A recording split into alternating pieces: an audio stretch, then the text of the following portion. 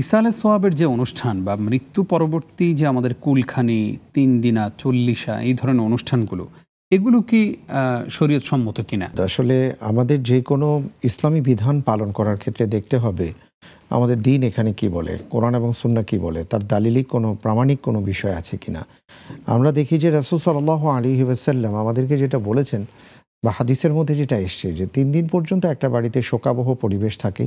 এই কারণে অন্যান্যদেরকে বলা হয়েছে যে তোমরা এই ফ্যামিলিতে যেহেতু রান্নাবান্না হয় না, তাদেরকে খাওয়া দাওয়া বা তাদেরকে এই শোকাহত পরিবারকে সান্ত্বনা দেওয়া ইত্যাদি তোমরা এটা দিয়ে থাকো।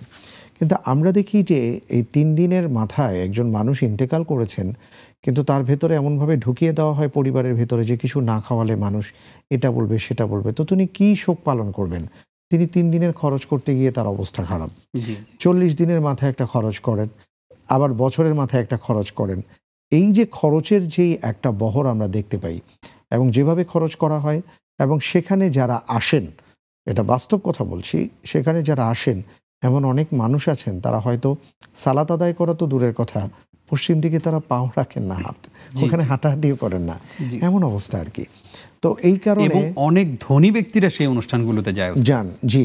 তো মূল ব্যাপারটা হলো কি, এই টোটাল বিষয়টা আসলে ইসলামের বিধান থেকে আসেনি। আমরা দেখি যে এটা অন্য কোনো ধর্মের বিভিন্ন আয়োজন থাকে ৩ দিন, ৪ দিন, ৭ দিন, ৪০ দিন।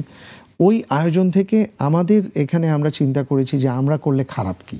তো এই খারাপ কি মনে করে এটা আমরা করছি, এটা আসলে আমাদের বিধানে নেই। এটা হলো ১ নম্বর। ২ নম্বর হলো, অনেকে বলতে পারেন আমি খাওয়াবো, সমস্যা কি? হ্যাঁ, আপনি খাওয়াতে পারেন, কিন্তু এটা আয়োজন করে খাওয়ানোর কোনো বিষয় না।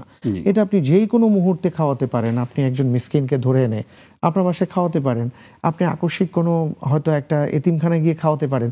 কিন্তু এটাকে যে ঘটা করে আয়োজন করে খাওয়ানো, দিন নির্ধারণ করা, এগুলো তো আসলে ইসলামের মধ্যে নেই। এগুলো আমাদের খেয়াল রাখা দরকার।